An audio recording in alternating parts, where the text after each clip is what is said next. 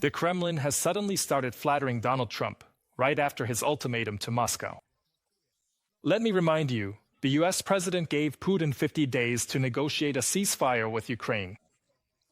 Otherwise, he promised to impose secondary sanctions against all of Russia's trading partners. And that's a hit to the wallet, a painful one at that. In Moscow, they suddenly decided not to take offense, quite the opposite. Putin's press secretary, Peskov, called Trump the president of the world's largest country and economy. Moreover, he added that Russia is ready to move toward a swift end to the war, but I quote, "Not everything depends on the Federation." So what is this? A cleverly played political move, or a signal of a change in rhetoric? Let's figure it out now. Once again, Donald Trump gave Putin 50 days to reach a ceasefire. On July 14th, 2025, in the Oval Office, he stated that he had previously hoped for a deal with the head of the Kremlin, but now he is disappointed in Putin and is ready to impose secondary import tariffs of 100% against Russia and its trading partners. I am disappointed in Putin because I thought we would reach an agreement 2 months ago. But it looks like it didn't come to that. So, based on everything, we will impose secondary tariffs if we can't reach an agreement within 50 days. It's very simple, and they will be set at 100%. To further motivate the Kremlin to move more actively toward peace, Trump also announced arms deliveries to Kiev. According to him, the cost will be covered by the European Union. These are the first approved deliveries of military aid to Ukraine from the American administration of Donald Trump. And what deliveries they are! Patriot systems, which the Ukrainian state needs so badly. In the near future, as many as 5 of these systems could be sent to Ukraine, paid for by Germany and Norway. Denmark, Finland, and Canada may also join in financing. The president once again stated his commitment to ending the bloodshed in Ukraine and expressed disappointment at Vladimir Putin's persistent unwillingness to do so. As part of these efforts, President Trump announced that the United States will sell advanced American weapons to NATO allies, who may, if they wish, transfer them to other countries. I think the president will continue to make such decisions in the future, and he continues to approach this aggressively, so that his vision for ending Russia's war against Ukraine can be realized. Toward Putin, Donald Trump changed his tone on July 14th. But, as the Washington Post claims, the realization that a dictator can only be stopped by force came to the US president earlier. During a phone conversation with Volodymyr Zelenskyy on July 4th, he directly urged Ukraine to go on the offensive in order to change the course of the war. Moreover, Trump was interested in what Kiev was capable of in terms of defense and, let's say, offensive power. According to sources, the conversation was quite lively. The head of the office of the president of Ukraine, Andriy Yermak, called it the best conversation. And Zelenskyy himself, according to Ukrainian officials, agreed with this. Wow!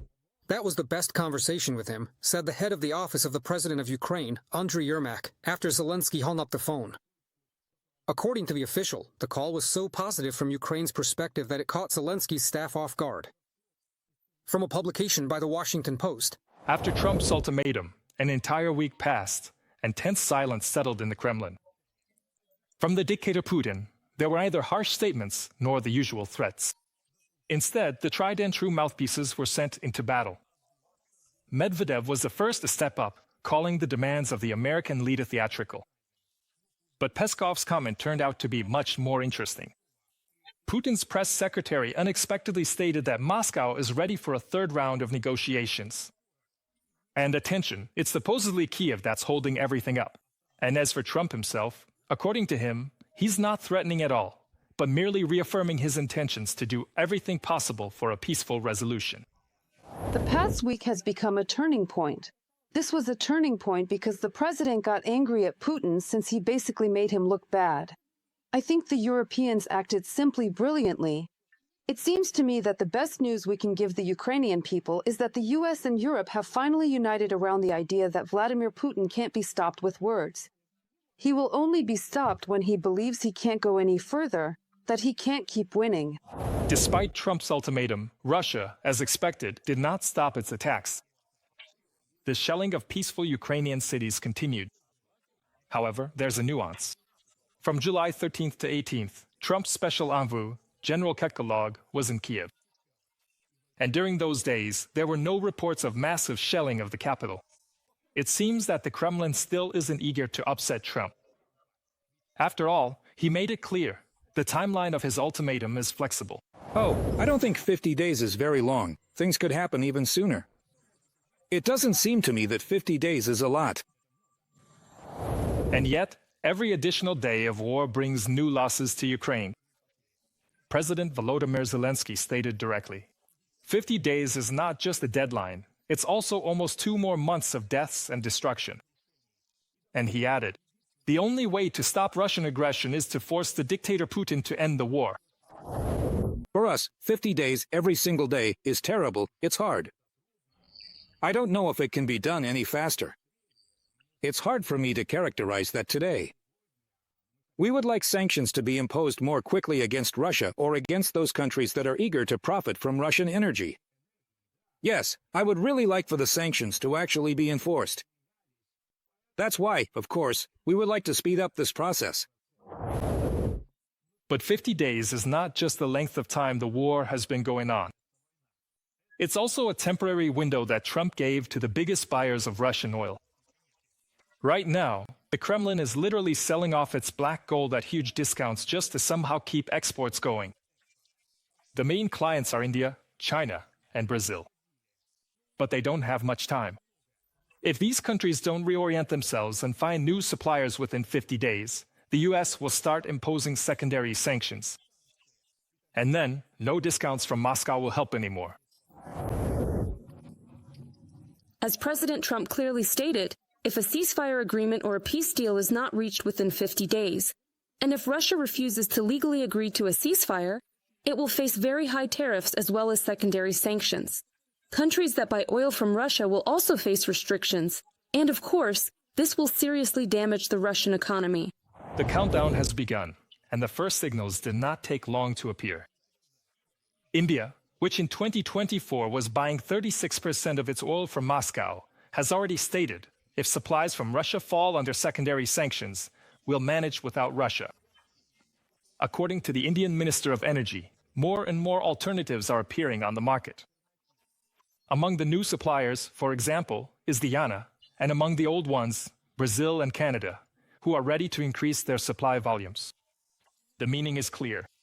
Delhi is not going to sacrifice access to Western markets for the sake of Russian oil, even if it comes with a discount.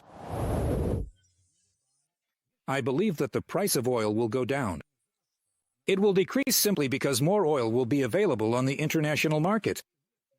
More oil is entering the global market from the Western Hemisphere, that is, from countries like Brazil, Guyana, and Canada, which aren't even OPEC members.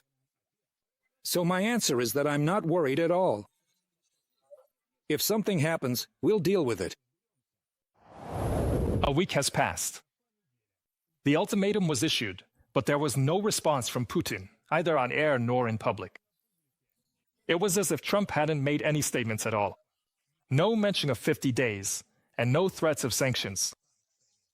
However, Putin's real weakness isn't his lack of response, but the fact that his partners are starting to turn away from him.